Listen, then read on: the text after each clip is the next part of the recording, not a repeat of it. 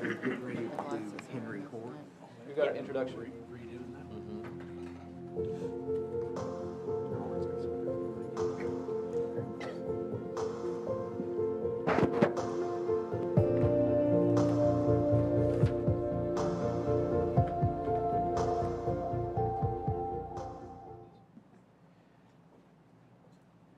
Good evening. It's May 14th, 2024. It's about 7 p.m. We're going to begin our meeting as we typically do, and that's with a prayer and pledge, and then we have the roll call and a couple presentations to follow. So fortunately tonight we have Ben Baxley. He's the Associate Pastor and Minister of Adults for First Baptist Church of Hendersonville. We appreciate very much what First Baptist does for Hendersonville, has been doing for 80 years? More? Something like that. Okay. And appreciate everything that you do as well. Absolutely. So please lead us in prayer. Yeah, would you join me? Lord, I thank you for the privilege of being here tonight. I thank you for your protection and your grace over the last few months over our city. I thank you for how you've blessed our community. And we pray that you'd continue to do that, continue to protect and bless our city as we want to honor you. And I pray for the leaders in this room. I thank you for how you formed and put our leaders in positions of authority. And I pray that you'd bless them. I pray that you'd guide the proceedings of this meeting and that you'd be honored in how we do those. And we say that we love you and we want you to be honored. It's in the name of Jesus we ask these things. Amen. Amen. Thank you, Pastor Baxley. And again, from First Baptist Church of Hendersonville. Please join me for the pledge. I pledge allegiance to the flag of the United States of America and to the republic for which it stands, one nation under God, indivisible, with liberty and justice for all. Thank you all. And that's going to call the roll. Bergdorf. Here. Collins. Here. Dixon. Here. Garton. Garza. Here. Goodwin. Here. Martin. Here. Peterson. Here. Robertson. Present. Sassy. Skidmore. Here. Waters. Here. And Clary. Here. So 11. So we've got 11. Okay. Thank you very much, Annette. I'm going to entertain a motion to accept our agenda that was provided to you in your packet over the weekend. We have a motion from Alderman Goodwin, a second from Alderman Dixon. Any discussion on the agenda? I sent you all an email about discussing the summer schedule that we have. It didn't dawn on me that at our May 28th meeting, to add that to the agenda, we will have a lot on the agenda on May 28th, including first reading of the budget. If y'all would like to talk about our summer schedule tonight, I'm certainly open to that. We would have to have 7 votes to add it to the agenda. It's entirely up to y'all. I wish I would have, when I sent that email to you, had mentioned that we could talk about it tonight as well as in 2 weeks. Do y'all want to deal with it tonight? Alderman Bergdorf. Yes, I'd like to add it to the agenda. Okay, you want to put it at the very, after Bowman report? That sounds fine.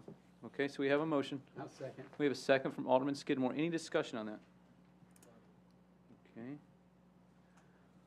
All those in favor of having a discussion and, what should we, I guess we should say consideration. Yes. Of changing our summer schedule and placing that item as the very last thing before adjournment, please say aye. Aye. Those opposed, please say no. That passes unanimously, so we're going to add that there. Any other discussion or any other motions pertaining to the agenda?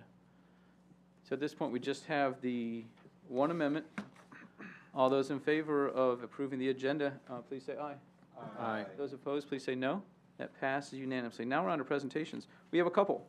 And we did this last year, and I think it's a great idea, and I appreciate the folks who showed up. We will probably do it in May again. We have the student government officers from our middle schools and high schools, and we have 4 of those here tonight. And so what I'm going to ask is that the principals or the teachers or the sponsors introduce their student government association officers, and we have them here tonight.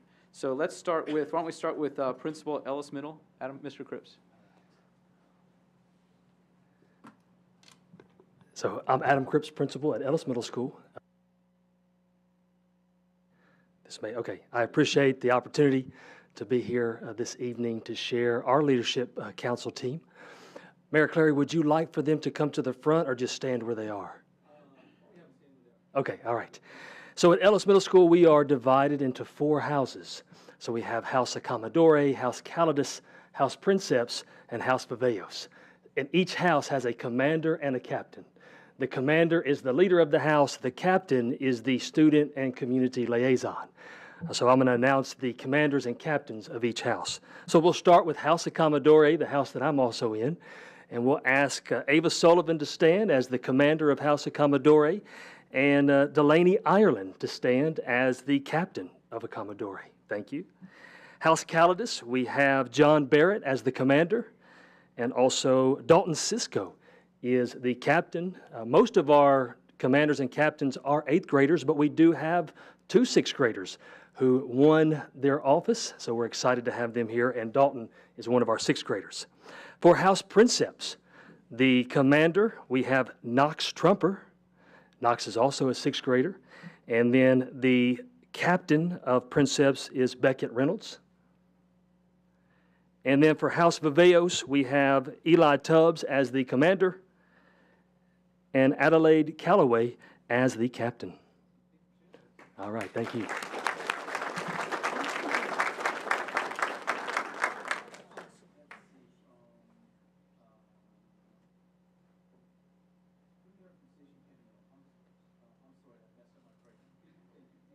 Yes.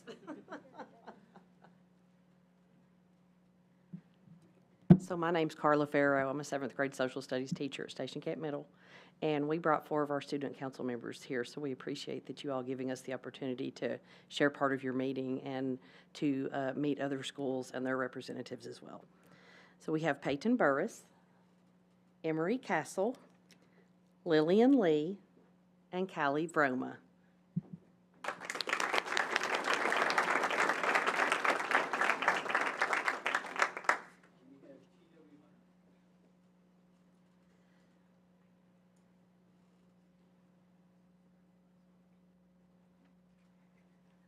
Again, thank you for having us here. We talk to our students all the time about how leadership is so important in our school systems, and it's really nice to see also in our local government that those same qualities are here. Today, we have from T.W. Hunter, we have our school vice president, which is Lydia Yakub. We have our secretary, who is Tamanda Bondway, and Antonio Smart, who is our treasurer. And we are so appreciative for their help and all the things that they do for our schools. So thank you for letting us honor them.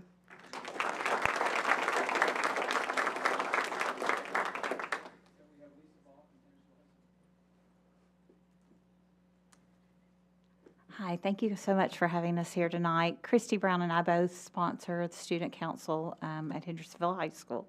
And tonight we have 3 of our 4 student body officers. We have Emerson Elrod, our president. We have Lily McDaniel, our secretary. And Scarlett Lodge is our treasurer. Caroline Hall is our vice president, but she is at an FFA banquet tonight, so she couldn't be here. Thank you.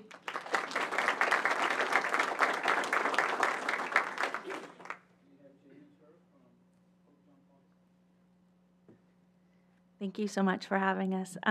We also have a house system at JP2, and so I have our 6 house presidents, and 2 of those, one serves also as the student body president and one as the vice president of the student body. So I will start with Grayson Clone, who is the House of Leo, and he is our student body president as well for the next year. Noah Lem, who is the House of John, and he is our vice president for next year.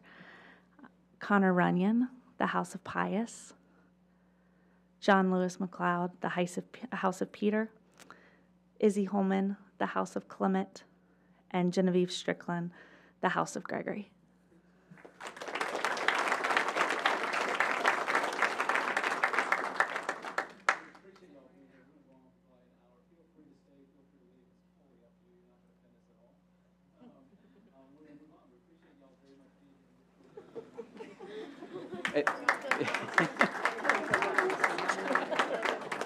Sounds like they did. Thank you, Lee.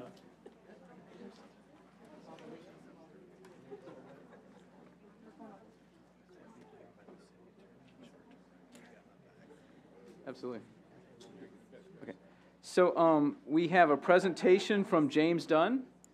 He is our consultant who's been working for us on Capitol Hill in Nashville. So in your packet, and I emailed this to you ahead of time, you have a letter from James, and sort of explains what he's been working on for us and the accomplishments that we've had because of him.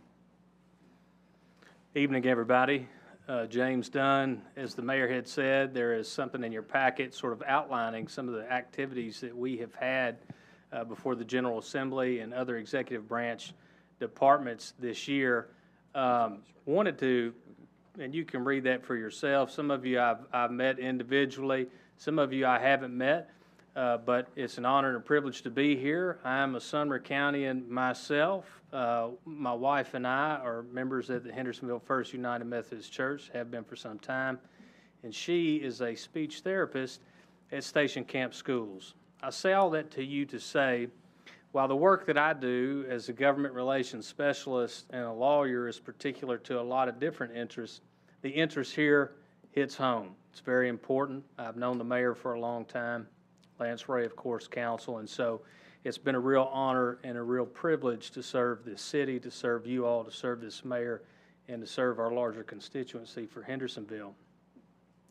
This year, we had enacted a bill. It was a concept that was brought to us by the mayor on your all's behalf, and I know that many of you had an interest in doing this also, which was the ability for a city to reduce the grocery sales tax portion from the regular sales tax 2.75.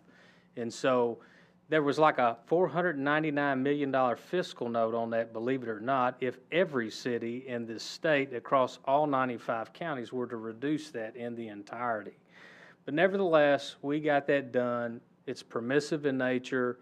You can do it. It's the difference between the county and the city portion if you so choose. Some of the other things that we did, maybe more importantly, is what we did on a defensive perspective. Right now, there is a effort at the state level to preempt local governments when it comes to zoning. It's under the guise of low-income housing. As y'all know, we've got a lot of real estate investment trusts. We've got a lot of out-of-state builders, in-state builders too, and maybe there's some compromise in the middle. But there are some people who believe that the zoning, when it comes to low-income housing and high density, ought to be handled at the state level rather than the local level. Well, as y'all know, that would be sort of unprecedented, in particular here in our suburban areas, where the dynamic is a little bit different than what it is in some of our major metropolitan areas. So there was legislation brought this year that would have preempted your ability to dictate what we should be doing on that front when it comes to high density.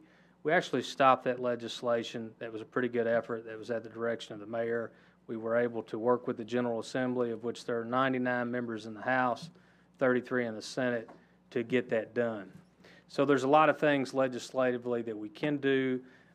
We came on board in January, kind of went over some ideas. It's better if you have a long game approach. This way you can kind of plan for it and build up to it.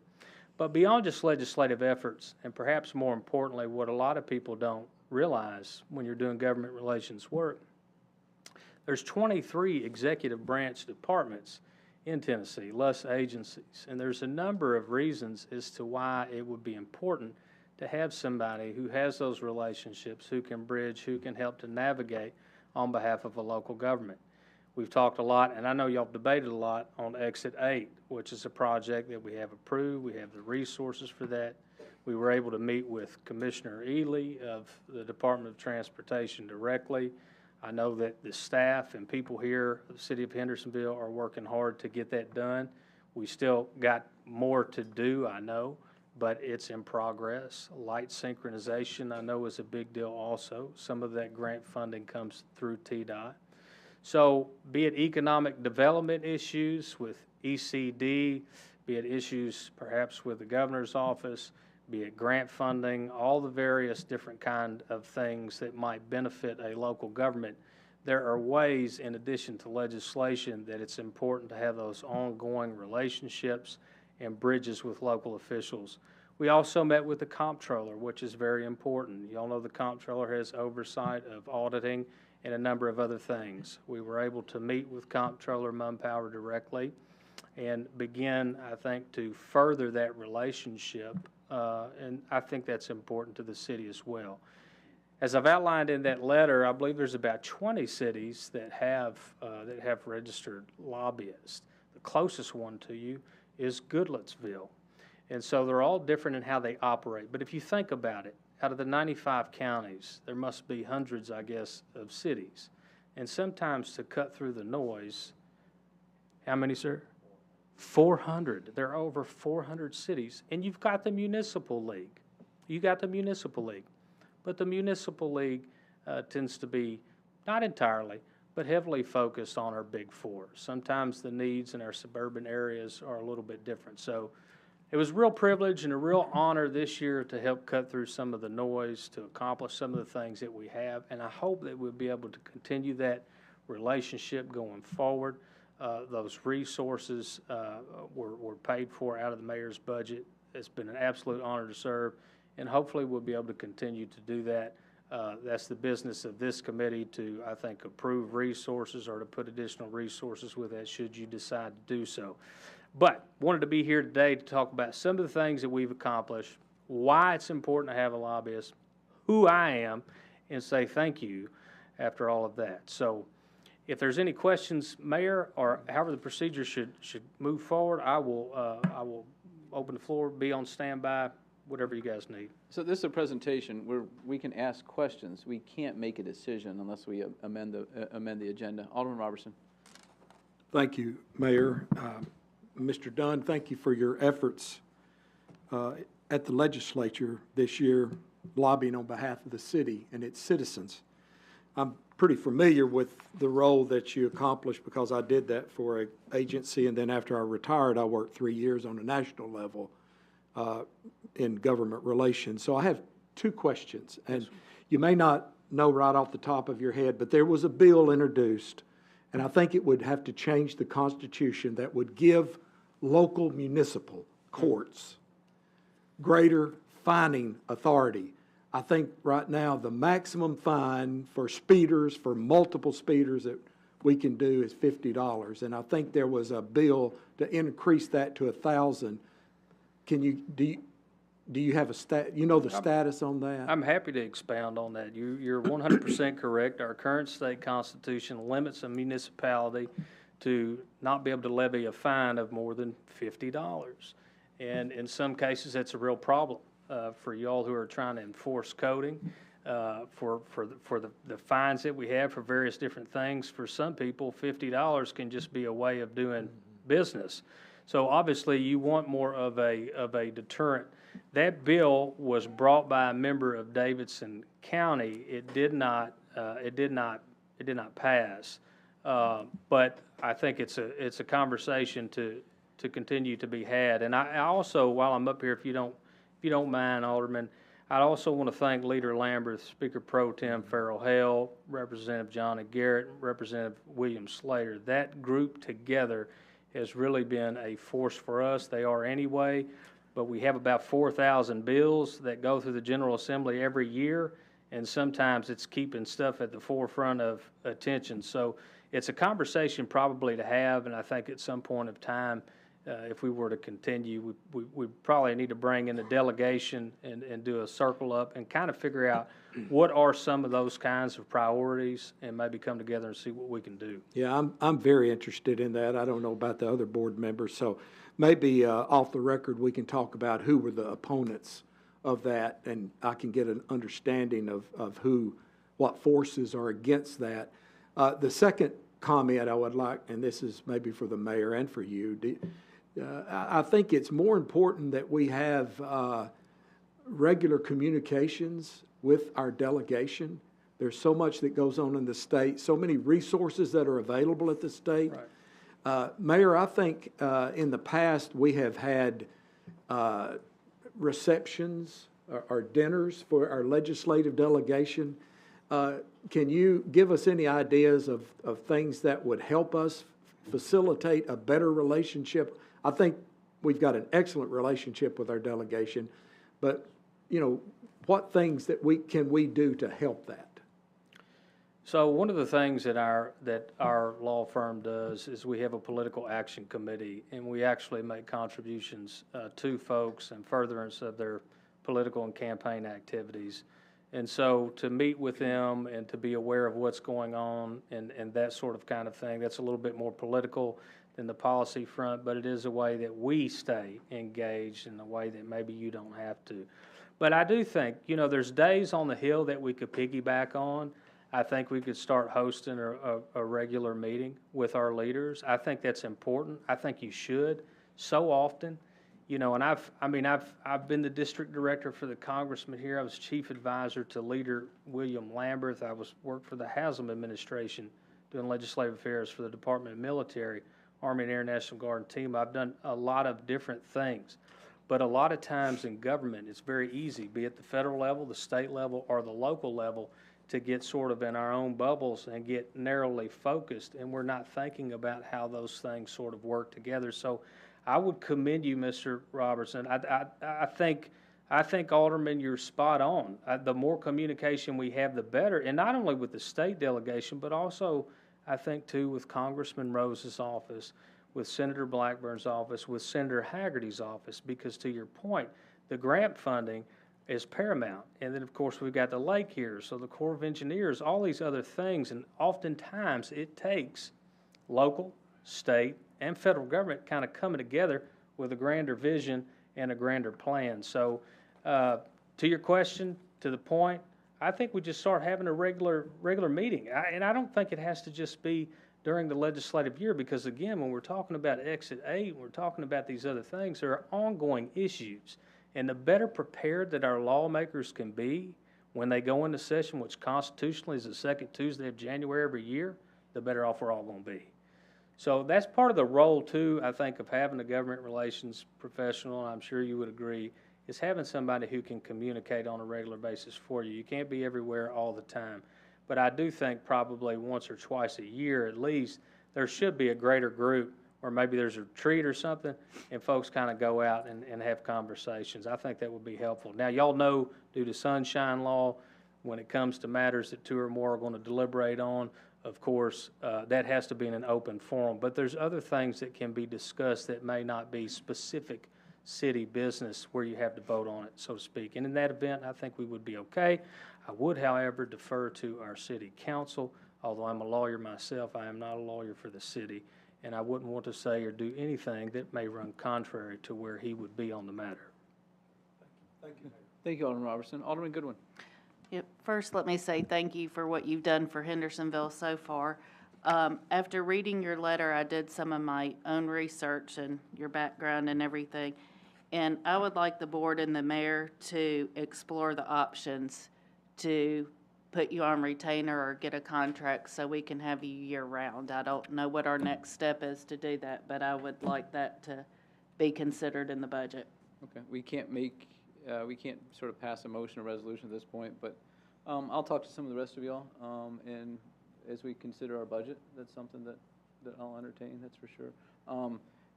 If I could go on a little bit, I think probably the most important thing, and y'all may disagree, that James talked about was the preemption of our zoning code. There are bills in the General Assembly to take away so many of the opportunities we have to keep Hendersonville. And I know you can't put a price tag on those kind of changes, but we weren't too far from the state telling everybody with a single-family home that they could put an accessory structure behind there, and the city could do nothing about it. And essentially, they were going to turn Hendersonville into Los Angeles. And fortunately, with James and some folks that also represent some cities and counties, that got defeated. It will come back up again. There's no doubt about that. So to me, that was the most important item. So Alderman Goodwin, anything else? No, Okay. I just would like it to be considered. Okay, thank you. Alderman Collins.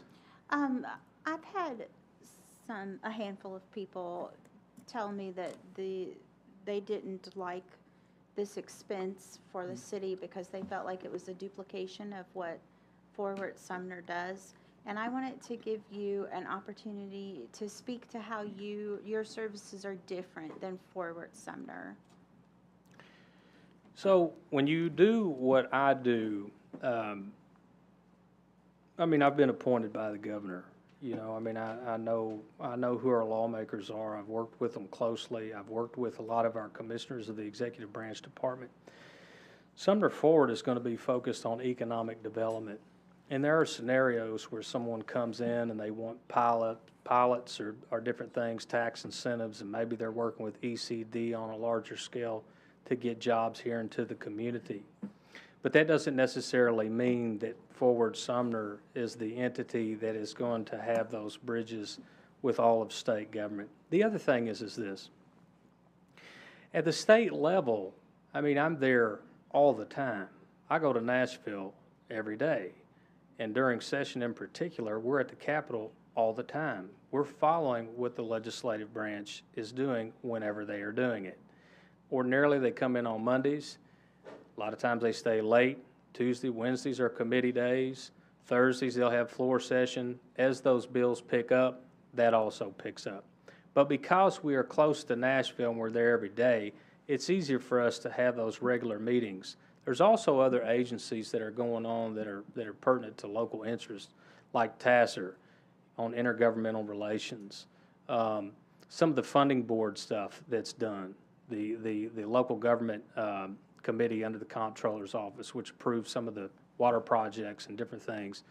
Those are ongoing things. All of the mega site authorities, those are ongoing state activities. Forward Sumner is going to be focused on what's going on in Sumner. What I'm going to be focused on, at least for the city, if I continue to represent you, is what's going on at the state level relevant to what you are doing here. So I would say to you that it would be an enhancement to what Forward Sumner does, not exclusively to what Forward Sumner does. But Forward Sumner is pretty much focused on economic development for the most part. What we're doing, what our needs are, I think are a little bit broader than that. Does that answer your question? That is exactly what I needed to hear. Thank you. You're welcome. Thank you, Alderman Collins. Anything else? James, appreciate your work, appreciate your letter, appreciate your explanation, your report.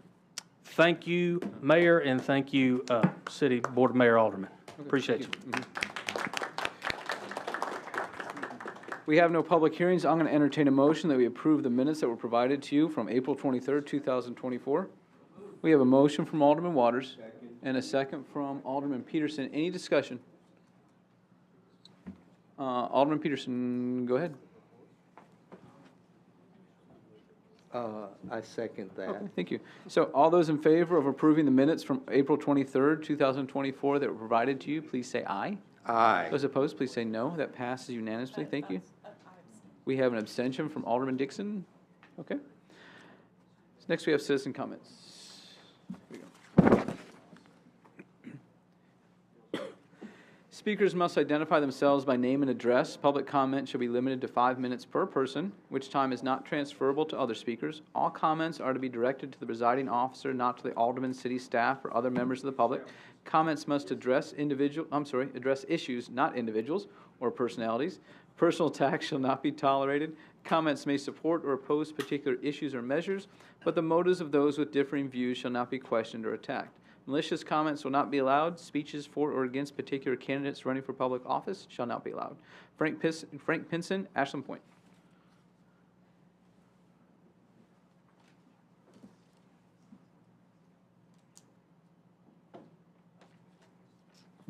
Mayor, members of the board, Frank Pinson, I live at 166 Ashland Point. Tonight I'd like to talk about the ordinance 2024-07 and the increase in the payments for paramedics. In the last 7 years, I've worked for an insurance carrier that specialized in writing the business of public entities, cities, towns, counties, and we also worked with fire departments. I think the number one goal of any governmental body is public safety, so this is a very near and dear to me. By virtue of those years with that company, I was able to interact with countless mayors, city councils, county councils, fire chiefs, police chiefs, sheriff's deputies, all the folks that make up the governing bodies and the law enforcement and the first responders for all those entities. So tonight, I know I think we have 120 firefighters currently with the Hendersonville Fire Department, and 8 of those are paramedics. And I think everybody's aware that paramedics are able to perform some additional stuff that EMTs cannot do. First and foremost in that is they can they can monitor and interpret EKGs. They can also perform intubations, to clear an obstructed airway. So what I'd really like to talk about also is that the fact that we currently pay these folks $3,600 stipend, I think, is that correct?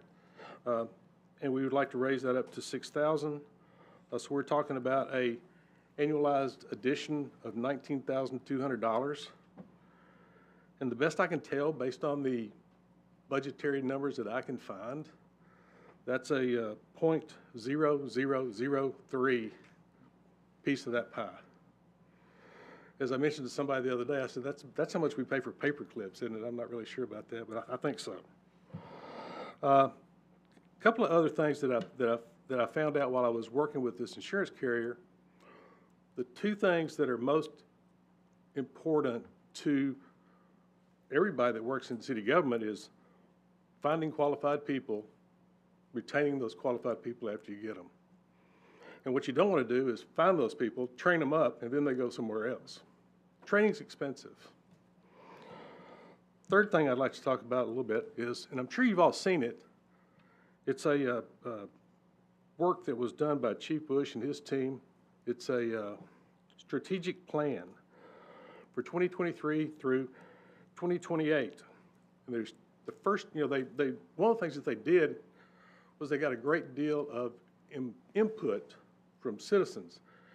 And the number 1 and number 2 thing that the citizens said were the most important things for them or their expectations from the fire department were well-trained staff and they respond quickly to fire, health, accident, emergencies. So I'm here to tell you that I think, based on all the experience that I've had working with all these different public entities, that this pay increase for these paramedics makes perfect sense to me. I can't imagine that we wouldn't do that. Thank you, Mayor. Frank, thank you. Are you sticking around for a little bit? Yes.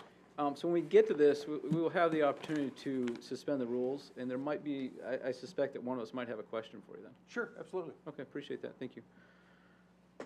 Larkin Leck, Indian Lake Road.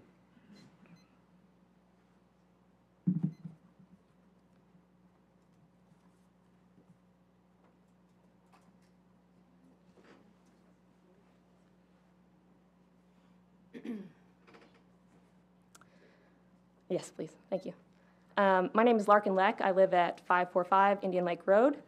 Some of you may recognize me. Unfortunately, I'm not a stranger to this room, as I was here almost a year ago in court over an illegal short-term rental that exists across the street from my home. And unfortunately, that's why I'm back here today. If you don't know me, I'm a facts person, so let's start there. The facts are that short-term rentals are illegal in Hendersonville, which we love. Thank you guys very much. The fact is that it's the job of the citizen like myself and my neighbors here to collect data, evidence, call the police, file reports, take photos, take videos, organize the complaints with the city zoning department. Another fact is I did all that. And the short-term rental, a year later, is still a business and booming for over $600 a night. It's been in business for almost 3 years. More facts. A University of Southern California study revealed that cities with a high concentration of short-term rentals saw a staggering 45% increase in crime. Here's an even crazier fact. The person who owns the commercial company that purchased the residential home across the street from me is a criminal, and if that's not bad enough, he went on and hired a felon to take care of the home in between renters. I won't let my children play in our own backyard when I see this person's truck. It's terrifying. Did you know that the current protocol for a resident to report an illegal short-term rental is to call the non-emergency police number? Check out this new fact I just learned. The owners of these short-term rentals have found a loophole where they tell guests to tell police that they are friends of theirs, and by doing so, the police cannot file a report. I learned this last week when the police told us they couldn't do anything for us anymore. Does anyone here have a guess of how many short-term rentals currently exist in the city of Hendersonville, even though they are illegal? Not 10, not 20, not 30. According to Airbnb.com, there are over 1,000 available homes for short-term rentals in Hendersonville. Anyone want to guess the rates? We actually just found them, thanks to Mr. Dunn, if he's still here. The current rates on a house per night on my peninsula, Indian Lake Peninsula. Highest is $1,050 per night. That's over $30,000 in illegal revenue per month. In fact, companies are now buying lake property, tearing down homes, building mansions specifically for groups to rent on short-term websites. Do you know how much the fine is for an illegal short-term rental citation? $50. This measly little amount is nothing to a short-term rental owner. I know that you might be quietly thinking to yourself, well, that short-term rental is not near me, so I don't really care. Trust me, if there isn't one near you now, there will be soon. In fact, you can see it on the maps I just handed you. The red dots are Airbnbs. The greenhouses are all of your homes. I only have 5 minutes, and so I won't get into the facts on affordable housing, economic impacts, littering, pollution, drunk driving, and well, the list goes on. But I know everyone in this room most likely already knows all these things. Believe it or not, despite all of my complaining, I'm actually here with solutions. To ensure Hendersonville remains a thriving, safe, and cohesive community, we must take decisive action with the following suggestions and fast. And the city needs to create a short-term rental committee. There needs to be a proper portal to report short-term rental activity through the city website. There needs to be a community awareness marketing campaign put out from the city to residents regarding keeping our community safe, affordable housing, et cetera, that directs them to that portal. There also needs to be a portal for a short-term rental that's legal to sign up. The committee needs to work with the state and substantially increase the fine, allocate additional resources to law enforcement to monitor and address safety concerns. Myself and my neighbors, we personally call the police every single day. I feel bad, but it has to be done. Provide tax incentives or subsidies for property owners who commit to long-term leases, ensuring more stable housing options for residents. Neighborhoods are for neighbors. In fact, some of my neighbors are here today, and you're going to hear from them. And there's going to be probably more at the next meeting because they're frustrated by the illegal activity. By upholding and strictly enforcing our no short-term rental law, we protect the safety, affordability, and cohesion of our beautiful city by the lake. It's time for us to collectively be proactive versus reactive and come up with a solution that works for the residents of Hendersonville. Thank you. Larkin, thank you.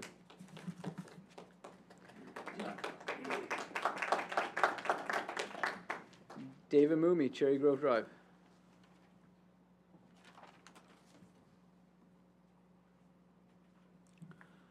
Well, good evening. I am David Mooney, and I live at 971 Cherry Grove Drive in Hendersonville. We are located off the Saundersville Road in the Millstone community. Tonight, I want to encourage Bowman to vote in favor of increasing the supplemental pay for our Hendersonville public safety employees who achieve the qualification of paramedic as proposed in Ordinance 2024-07. One of the prime responsibilities of the city is to provide for the safety of its citizens. Having well-trained paramedics in the fire and police departments helps Hendersonville fulfill this responsibility. As I understand it, a paramedic is the highest trained medical first responder, and the city currently has 7, maybe 8, as I heard a moment ago, of these trained personnel in the fire department. When someone calls 911 with a medical emergency in Hendersonville, the Emergency Communications Center dispatches a Hendersonville Fire Department truck and followed by a Sumner County EMS ambulance. Our firemen are trained as emergency medical technicians or EMTs, which is a lower level of medical training than a paramedic. I understand the ambulance is staffed with a paramedic and contains the more sophisticated medical equipment that a paramedic may use during an emergency. It has been my observation that the fire truck is the first unit to be on scene at an emergency, followed several minutes later by the ambulance. The Millstone community where I live is off Saundersville Road. The nearest fire station is Station 6 on Winston Hill Parkway, and the nearest fire station with an ambulance is Station 3 on Bonita Parkway. If there's a train at the Saundersville crossing, one or more of these vehicles can be delayed by reaching Millstone and other subdivisions along Saundersville Road. Recently, my wife waited 7 minutes for the train to clear the crossing. Currently, there are discussions to build an age 55-plus community inside of Millstone. The Millstone community already has a significant population of citizens over 55, a high-risk community for medical emergencies. If built as discussed, this will increase those citizens more prone to medical emergencies. I am 80 years old. I've had a stroke, and I currently have a pacemaker. At my age, I should have a medical emergency. Time is of the essence to diagnose and stabilize my situation. By having a paramedic on the first arriving unit, it will increase my chances of survival. It will increase the chances of survival, of course, of all citizens. It applies to, not just me. Therefore, I encourage Bowman to vote in favor of ordinance 2024-07 to increase the supplemental pay for paramedics in the Hendersonville Public Safety Departments. My hope is that each shift at every fire station in Hendersonville will at least have one paramedic assigned to the shift. Thank you for the opportunity to talk about the important issue for the safety of Hendersonville citizens. Thank you. Dave, thank you. Kenneth Verbal, the landings.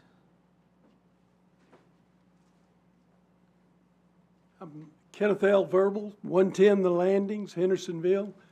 I've been here since 1970, and about only person here that can say that is one down next to the end down there. And I'm so proud of you people, the leaders today, because you're taking a city that is so beautiful and you're continuing to make it beautiful.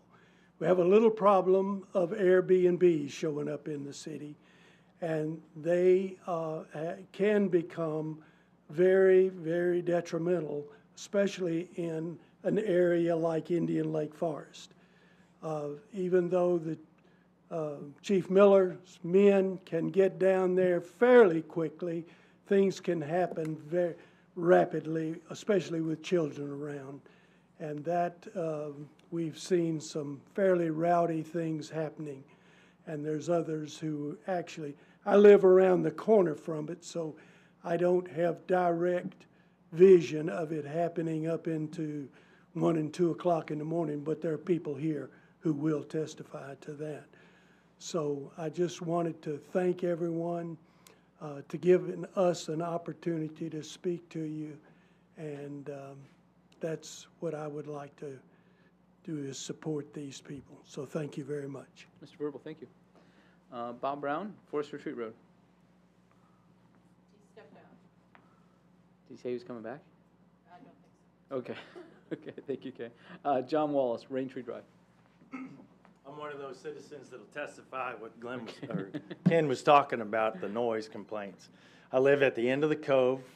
Ken's at the very front of the cove, depending upon how you're looking at north or south. So it echoes, and several times there have been parties at that house that have echoed throughout the cove, and it is becoming a nuisance. But one of the biggest things that happened over the weekend was a call from a neighbor saying that the car was running up and down the road at a high speed. When I walk with my dogs, Darren walks with his dogs, there's kids out there playing, and it finally dawned on me that this could be a serious risk, not only to myself, but especially to the children. So I think we have a provision in the state law that states that once that property becomes a nuisance, that we can shut it down. And I think it's time that we shut this down.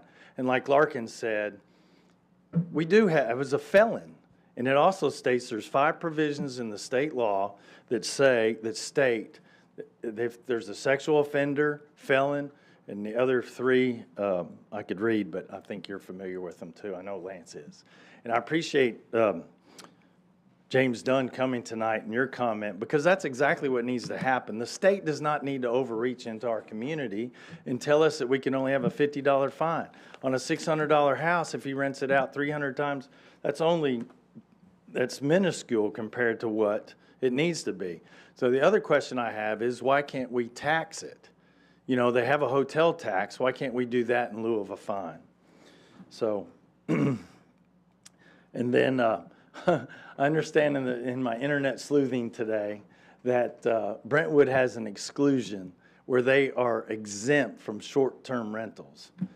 And I don't understand how we missed that. Of course, I wouldn't, nobody ever thought about that when this bill came about in May of 2018, that Brentwood would have this exception. So could we get grandfathered in and be part of Brentwood so we could exclude these short-term rentals?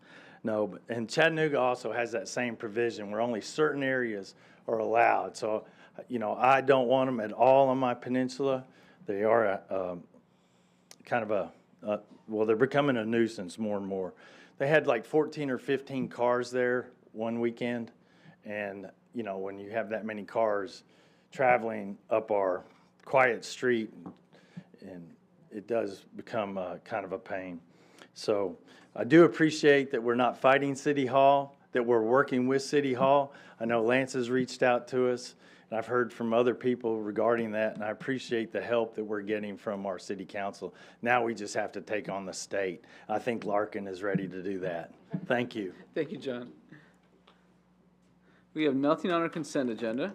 We're going to move into ordinance and resolutions. The first item we have is first reading of ordinance 2024-07. This is an ordinance amending Hendersonville Municipal Code Title 4, Chapter 3, Section 4-303, subsection 4, relative to increasing paramedic certification pay for public safety employees. Alderman Goodwin.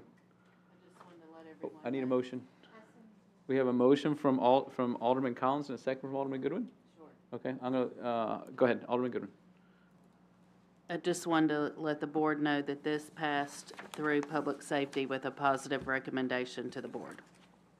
Thank you, Alderman Goodwin. Alderman Collins. Oh, Martin was next, I thought. You're one of the sponsors, so I'll go to you. I just wanted to take an opportunity to say that I appreciated the comments of our public speakers, all of them, but pertaining to this ordinance.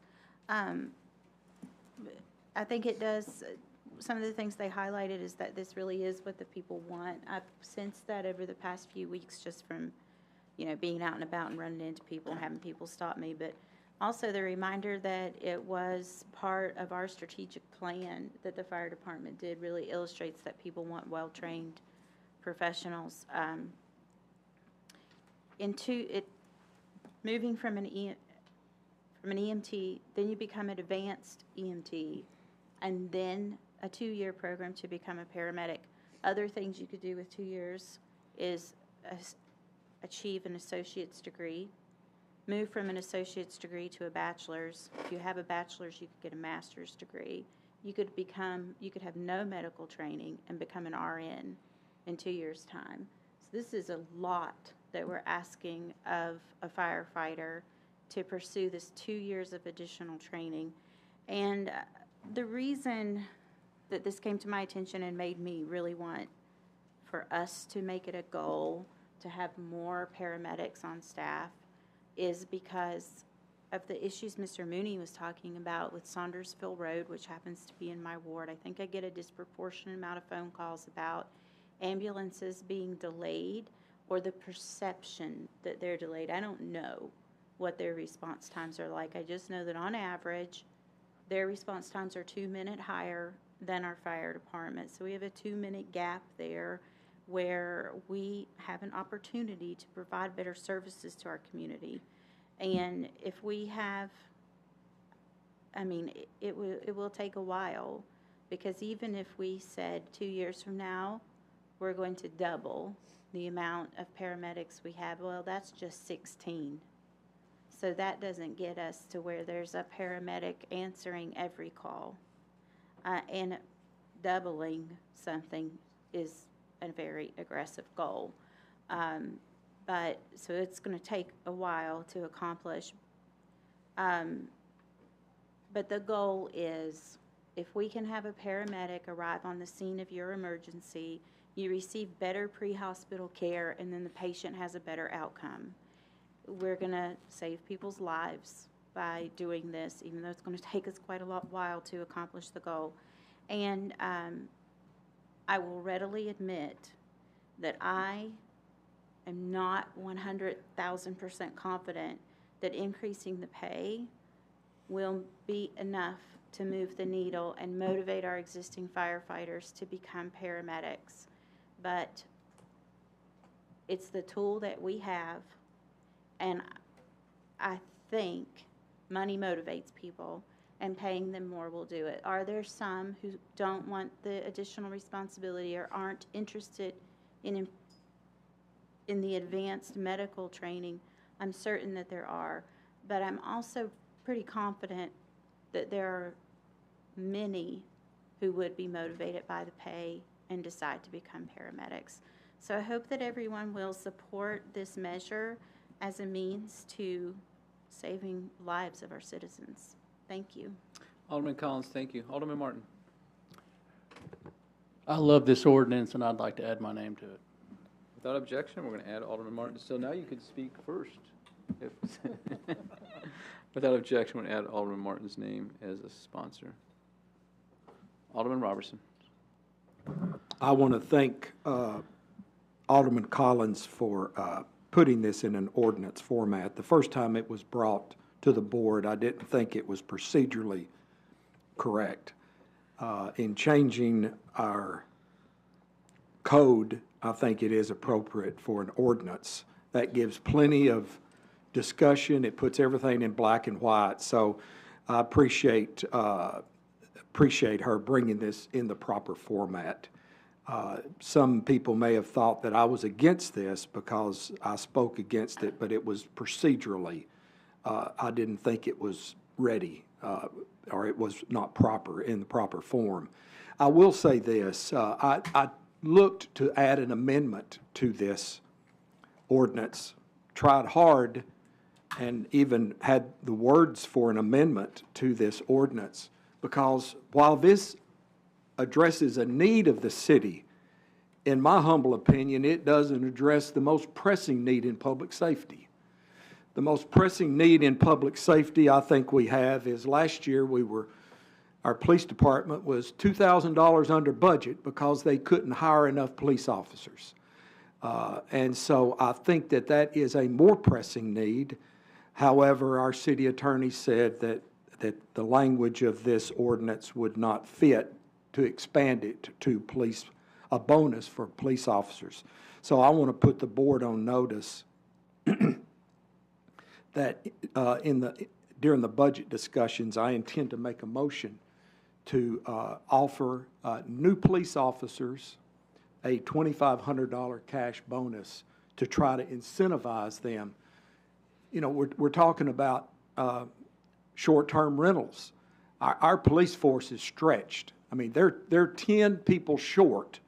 So what does that mean? That means they're not able to respond maybe to neighborhood calls for speeding because they're shorthanded. I mean, it goes down the list. So I support this ordinance 100%. But I also want us to get in the mindset during the budget that we need to do more to address our shortage in the police department. And with that, I do intend to support this ordinance. Thank you. Alderman Robertson, thank you. Alderman Collins. When you spoke about amendments, you reminded me that the Finance Committee requested that we change the wording on Section 2 to, instead of making it effective at the earliest date, we want to make it effective as of the next fiscal year budget start date. Is that July? July 1st. Okay, I can remember if it was the 1st or the 30th of June. Okay, so Effective July 1, 2024. okay. And I so move for that amendment. Okay, so we have a motion and a second. So if you turn to page 11, the ordinance shall take effect, scratch out at the earliest date allowed by law, and that should now read, the ordinance shall take effect July 1st, 2024. Is that the intent of the motion? Yes. Okay, so we have a motion and a second. We need to vote on that first. The motion was from Alderman Collins, second. Alderman Robertson, am I correct? Yes. Okay. Alderman Bergdorf on the motion to amend or the main motion?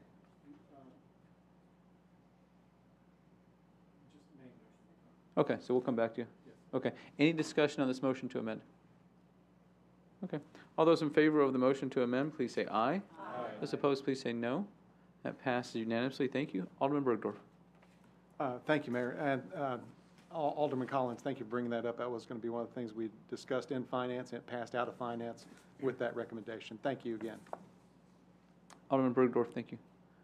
Alderman Peterson. Thank you, Mayor. I also support this. Public safety is our number one priority. But I would like to ask, where did we find this amount, $200? You have no obligation, Alderman Collins or any of the co-sponsors. Does anybody want to answer that?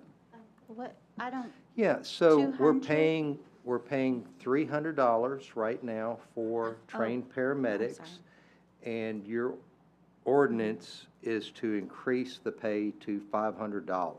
Yes, I'm sorry. Where did we come up with $200? I'm sorry I didn't understand initially, because I I- think I- of it I probably annualized didn't instead of monthly, but Yes. it is expressed monthly in the, in our packet, so my apologies. By looking at what other communities are doing and having the knowledge that, actually, I don't know if Gallatin has voted on this yet, because I think it's part of their next year's budget. But Gallatin intends, and from what I can ascertain without objection from their city council, to change theirs to 6,000. And while certainly I don't want us to lose paramedics to Gallatin, that isn't my primary motivation. My primary motivation is truly to just motivate our existing firefighters to take this next step in their education. Thank you. I fully support that as well. I'm just wondering, is $200 enough? I support this ordinance. Thank you. Alderman Peterson, thank you. Anything else, Alderman Collins? It's a place to start. I don't know if it's enough, but we'll find out. Thank you. Alderman Collins, thank you. Anybody else wish to speak on the main motion? Okay, so we've had one amendment, and that is to have this go into effect on July 1st, 2024, which means that we will need to adjust the proposed budget. I can't do that at this point. There'll have to be an amendment that the whole board will have to pass. Obviously, I hope if the board passes this, that the board would vote to amend the budget. It would make sense to do one without the other. Okay, all those in favor of first reading ordinance 2024-07 as amended, please say aye. Aye. Those opposed, please say no. That passes unanimously. Thank you all. Now we're on to resolution 2024-19. This is a resolution accepting the dedication of the completed streets in Durham Farms, Phase 4, Section 36 in our city. Alderman Robertson. We have a motion from Alderman Robertson, a second from Alderman Skidmore. Thank you both. Any discussion? All those in favor of resolution 2024-19, please say aye. Those opposed, please say no. That passes unanimously. So next, we're going to have an executive session. State law allows only the 13 of us and our city attorney to participate. We're going to go to a conference room over here. I would suspect that it's going to last 10 to 20 minutes. We do have some more items on the agenda, and we cannot discuss those items in there. We cannot make any decisions in there. So we will absolutely be returning here to finish with the items on the agenda. So, Jason, you want to turn us? There we go.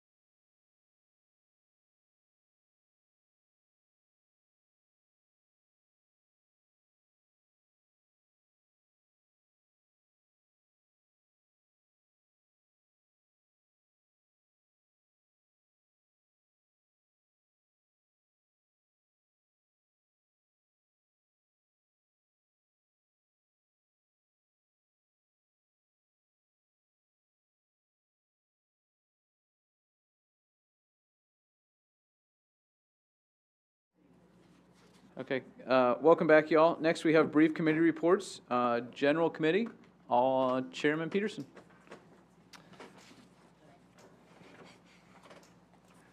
Well, there he goes. Yeah, thank you, Mayor. General Committee met tonight, and we do have a report. We had a few items on here, one in particular, the library. So I would like Jason to give the report, if I may, if y'all have questions specifically about the library. Wow, thanks. I'll do my best to try and answer those. So we did meet. We went through 3 different ordinances resolutions. We had Ordinance 2024-09, ordinance amending the Hendersonville Municipal Code, Title II, Chapter 4, extending the terms of the Golf Course Commission members. This one was deferred for 1 month. There were the current terms are 2 years. There was some confusion between 3 years or 4 years, so it's been deferred for a month. We'll go back to the next general committee to get that item clarified and then come back. We had reading of Ordinance 2410, ordinance authorizing the transfer of the city's 1/2 ownership interest in the library to Sumner County. So this is handing over that half interest to Sumner County. They will manage the library, all the maintenance costs that right now the city is doing. And then Resolution 2420, a resolution reappointing the city's representative to the Sumner County Board of Equalization. And that passed unanimously as well. That was the extent of the discussion tonight. Thank you, Jason. Thank you, Chairman Peterson. Thank Next, we you. have Public Safety Committee, Chairman Goodwin. Oops, hold on. Now you're good. We had a brief meeting. We discussed paramedic pay and we discussed deer carcass removal, and that concluded our meeting. Thank you, Chairman Goodwin. Planning Commission, Alderman Martin. Jason Gallo did such a great job.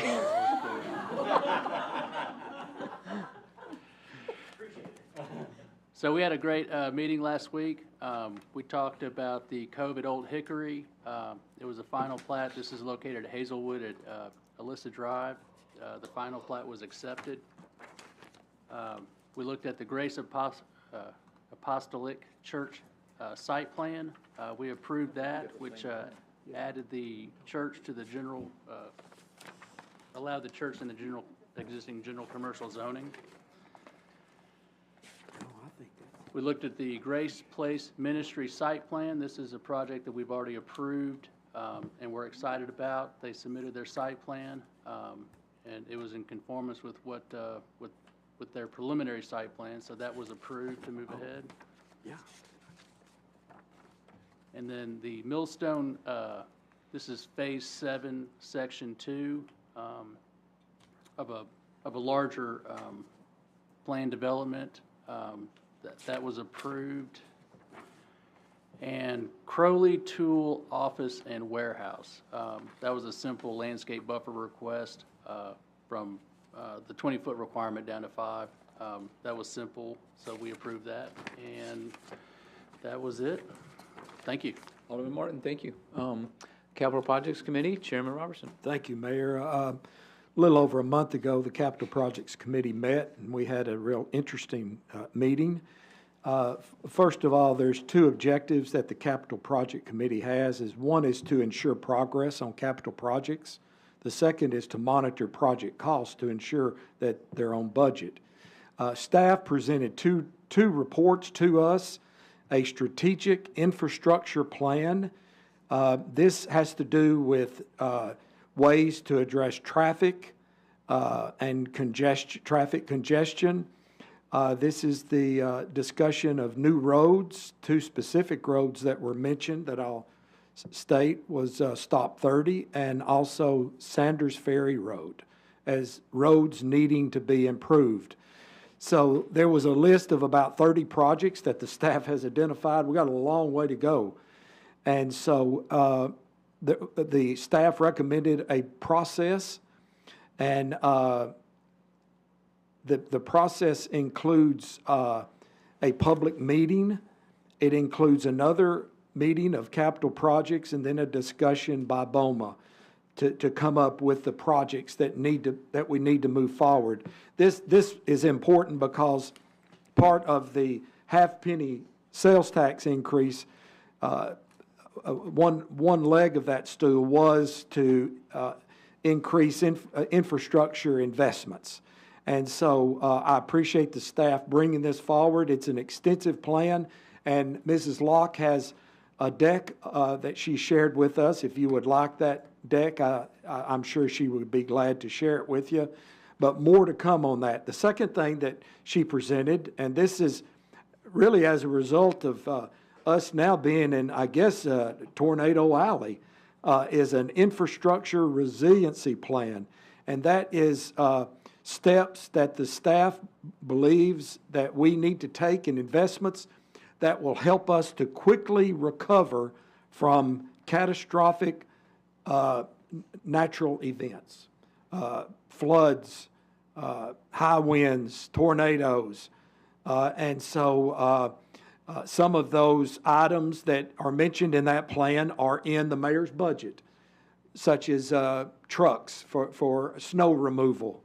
So these are two real important things that we will be discussing on a going forward basis, Mayor, to ensure that our citizens and the traffic is handled correctly. One of the things that we requested, and if you look on page 26 of Jesse's report, you will see a new table that is listed there. There is a phase of a construction project that is just kind of the twilight zone of what I call it, and that's the process of purchasing right-of-way acquisition.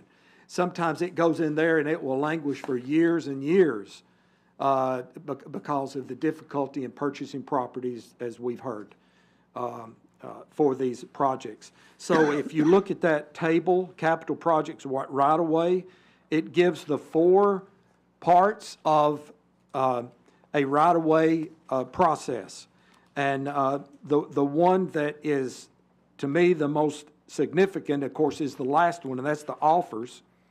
As you can see on Walton Ferry and Old Shackle Road, that project has moved from the planning stage to the construction phase, which is good news.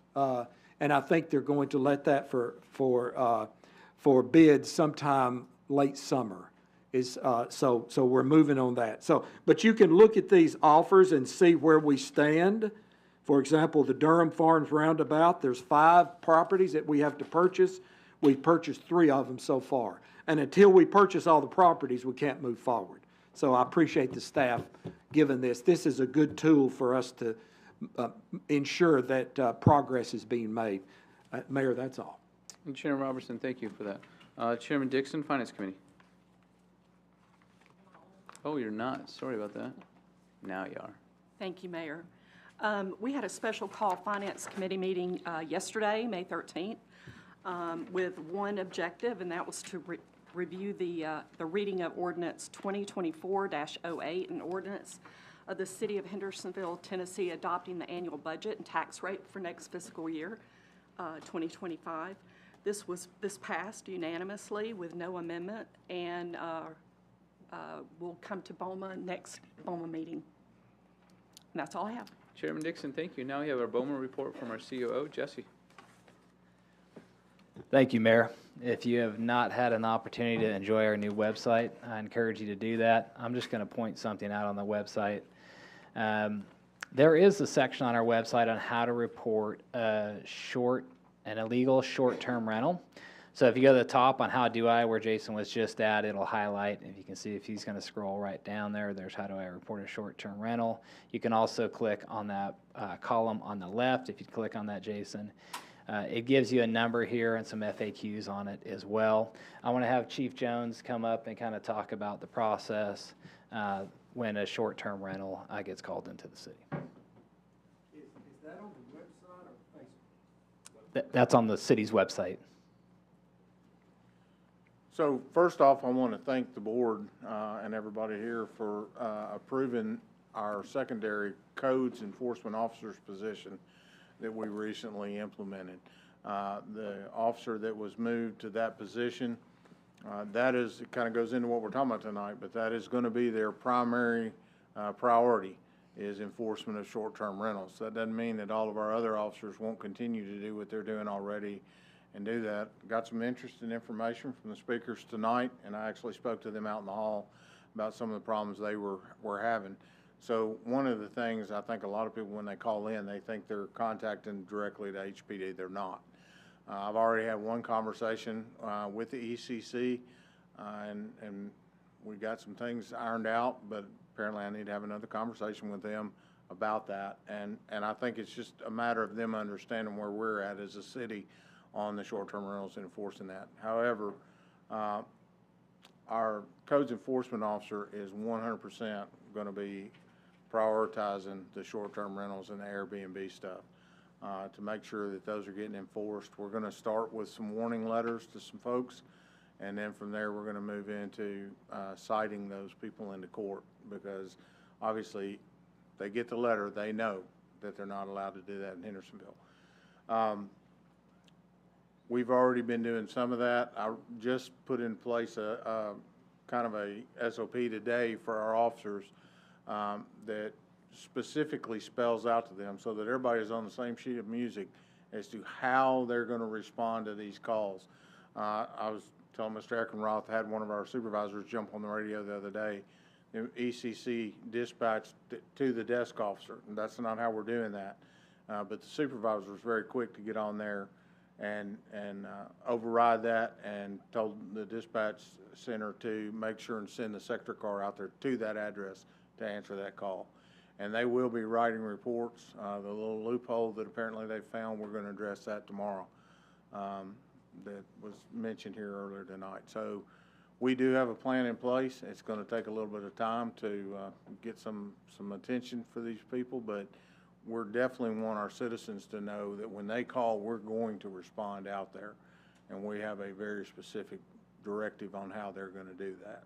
And that does not involve the desk officer or somebody taking something over the phone. It's an officer actually going out to that location. So, Thank you, Chief. Thank you, Chief. Another focus for that codes officer position is to put information out to real estate officer agents. Sometimes you'll see listings that say, you know, you can Airbnb when Airbnbs aren't allowed in the city too. So we're going to have some information that goes out to the real estate offices too that lets them know that Airbnbs are not allowed in the city and the regulations around the Airbnbs. I also want to thank Mr. Gerald Barrett. He is the chair of our DEER committee, and he organized a meeting that we held yesterday with the top TWRA state officials and with the USDA. There's going to be a lot of good things that come out of that. They're working on an FAQ, a workshop that they're going to have, and we're planning a public information launch. One of the things that came out of that meeting is that the TWRA has a public information officer, so we're going to do kind of a joint coordination. Alderman Bergdorf was in the meeting with us yesterday, so it was a very productive meeting that we had. I think there's going to be a lot of good results. We had originally planned for Mr. Barrett to come and speak and give a presentation at BOMA. We were given some information and some access to the TWRA's PIO that we want to really do a launch all at one time. So we plan to bring him back as soon as we can get the video, the FAQs, and get you know, the TWRA PIO involved as well. So that should be within a month. We're planning to do that. Casey's got a schedule together for how that public information launch is going out. So good work by DEER committee, and there will be more to come on that soon. And I want to have Casey come up and talk about how the trash signups are going.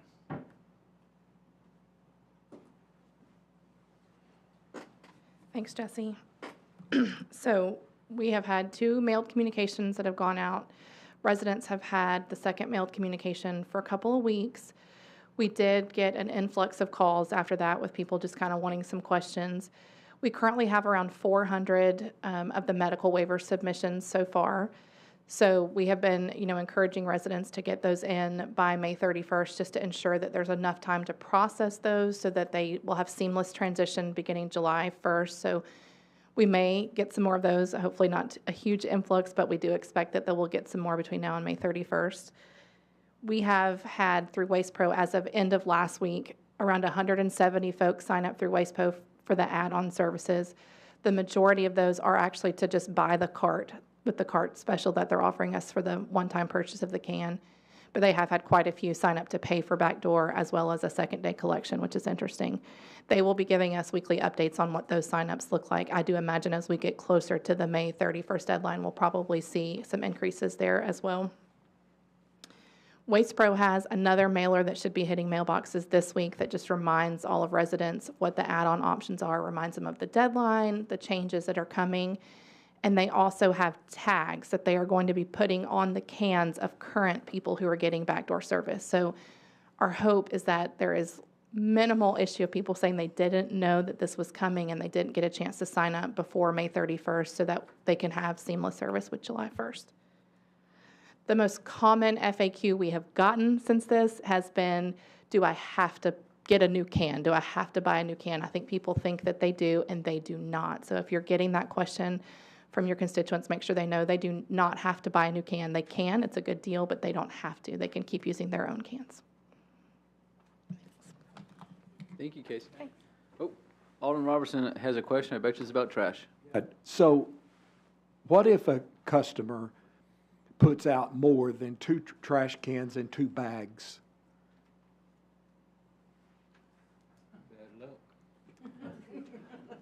So there's 2 bags and 2 cans that are allowed, and 2. What if there's 6 bags? I mean, we have some residents that it's unbelievable the amount of garbage, and I think it's because they have multiple families living in a home. But so what's the deal? You know, how can we address that situation? A letter or something, a note to put on in their mailbox? So WastePro is going to have tags with them the first 2 months of service. We recognize, even though we've done multiple mailers, we're going to do a newspaper ad, we put it out on social media, there will still be people who don't change their behavior. So for the first month, maybe 2 months, they're going to have a grace period where they're going to collect a lot of that, but they're going to tag that door, they're going to tag that mailbox, they're going to leave a bag there with a note on it that says, listen, we're not going to continue to do this. This is over the limit, and explain the limit. So we've already gotten confirmation from their chief that they will have a grace period, and they're going to inform residents during that grace period. But probably a month or 2 after the new contract starts, we're going to cut it off, and it's going to go to what our contract allows. Anything else? One last thing. Jason, if you would just pull up the new table. So this is what Alderman Robertson was talking about. And I, again, am letting the board know if there are certain metrics you would like to see in the report that are useful to you, let me know. This was a really good timing to do this because we wrapped up the 3 projects that we have had shown on here, which is the Saunders Ferry Greenway, Fire Station 7, and Phase 1 of light signal synchronization. So we will continue to do this as we get new projects and we talk about capital projects right away. It's a surprise to see that the realignment had 86, individual pieces of property that had to be acquired. And a lot of times, I think the twilight zone is an appropriate comment for what it feels like when you're going through right away. When it takes 86 properties to do a project, it takes some time. So we'll continue to provide this metric. Obviously, it keeps us more accountable because we want to see progress on this every time we submit it to you. But if there's other metrics you'd like to see, let me know. And that concludes my report. Thank you. Hold on 1 second. Alderman Collins. I wanted to ask how the cleanup is going in the parks, and because I'm aware that we've not hired any new maintenance people, but we've added a lot of maintenance, and this is a lot of facilities, and this is a really busy time for the Parks Department, so I'm just kind of worried about them, about the people. Like, how are they possibly pulling this off? Yeah, so, Mary's Place is closed right now. We had an assessment done of that. Andy and his team have been working a lot. They've been very diligent to work. We're on the back of the last incident that we just had. It's a lot on their staff. I mean, we weren't even finished with the last tornado that came through, and then we had this flooding, which is very unfortunate. I would say, some of the good things is that over at Rugby, the new bathroom that was installed, really no damage at all. And the ability for Andy and his team to get those fields back up and running so that we could still host events was incredible. You know, we had the Arts Festival this weekend that took parks people to do that, and all these things that we do in the parks. They were really able to keep that running, but I mean, every new facility that we add, it adds maintenance. You know, we added the Saunders Ferry Greenway, and we're going to continue to add things, and it does impact staff, and we don't have the inmate crews to help us right now either. So it is an impact for staff. I know Public Works and the parks have been kind of tag teaming how we're going to go about doing Saunders Ferry. The Greenway trail that we've done. So it is a challenge, especially when you have an event like this that just creates a lot of maintenance at one time. So, what, do we have an ETA for complete, excluding the 2 ball fields that have to be redone and Mary's Magical Place that has, we're going to be relying on contractors, but for the rest of the situation, do we have an ETA for that? So is there specific ETAs that you have, Andy, or that you want to speak of?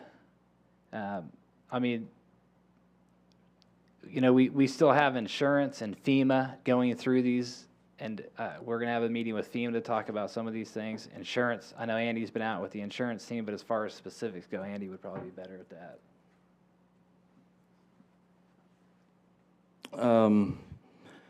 Mary's Place, we got lucky, I think. It doesn't look like we're going to have to replace the whole surface like we did in 2019. We are going to have to replace all the concrete curbing that is in there, not the sidewalks, but the curbs that's anchored to the turf. But our goal is to get that back open next weekend. I'm not going to promise that, but we're trying. Shelters at the volleyball courts, the 2 shelters that sit behind those places, we're trying to get open by this coming weekend. Every shelter this time of year is completely booked with graduation parties and Mother's Day, and we've had to cancel a lot of stuff in the shelters.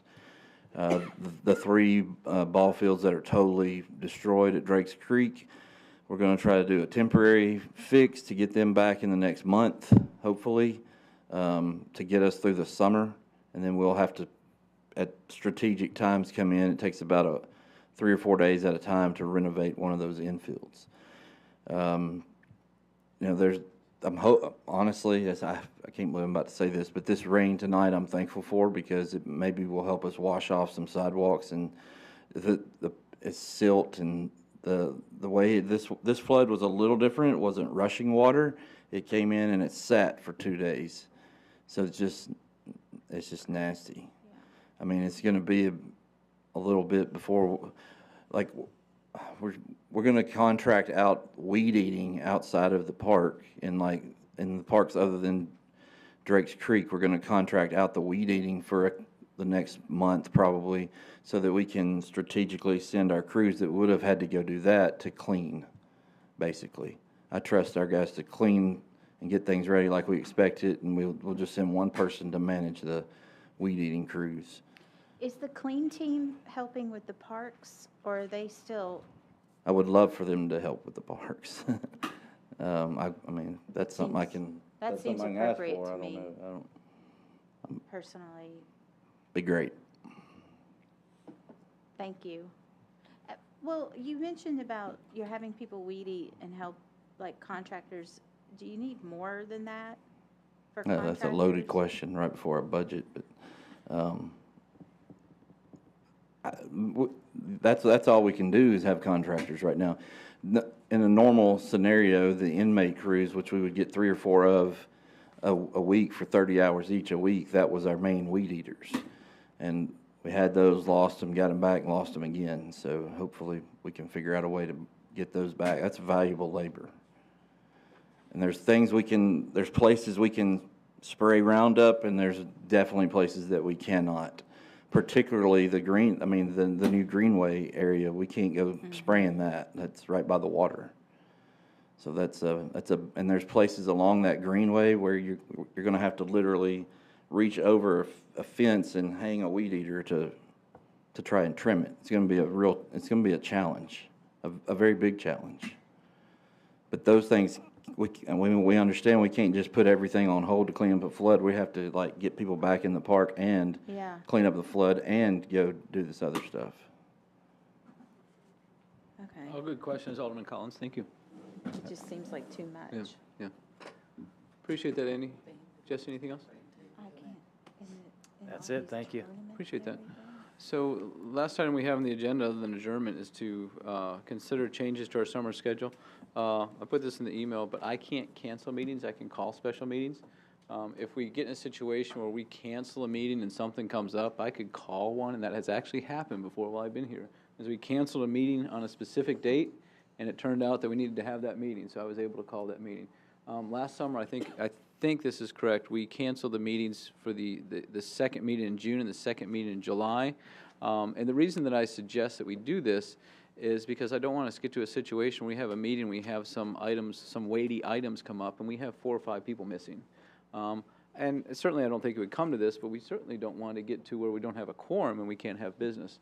And so if we can look at our calendars ahead of time and allow our staff to prepare, and applicants and people who need to speak on an item, it works much better than having some meetings where we have fewer people.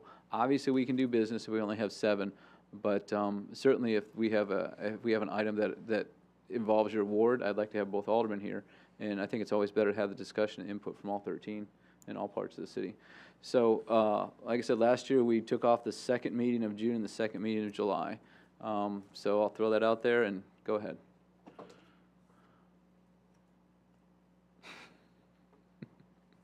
Okay, Alderman Robertson.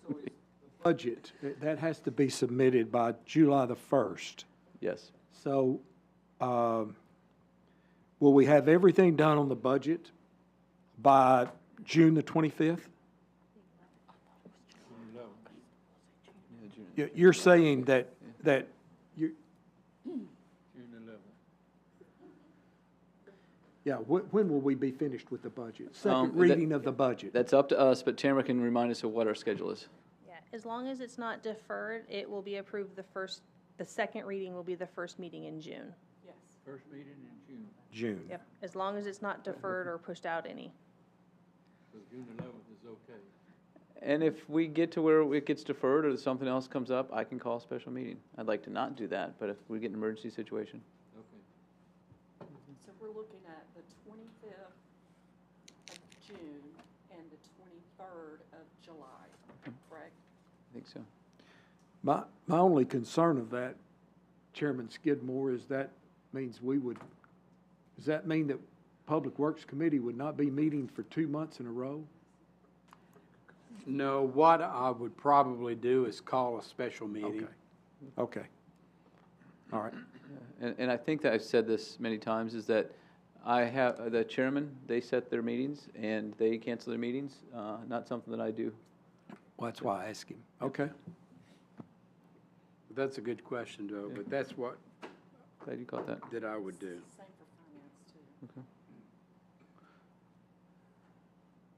Does anybody want to make a motion? I'll make a motion. I'll second. So we have a motion from Alderman Goodwin. To cancel June 25th and the July 23rd. Okay, and we have a second from Alderman Dixon, is that correct? Any discussion? Okay, I want to add one more thing, is that on Thursday, we have the police memorial service. Hendersonville at, Church of Hendersonville Christ. Church of Christ. What time does it start, at 5? 5:30. 5:30? I'm hearing 2 different things from 2 different sides. 5:30. 5:30. Yeah, we've had 5 officers who have died in the line of duty serving us. Any other discussion on this item about meetings? All those in favor of the motion, please say aye.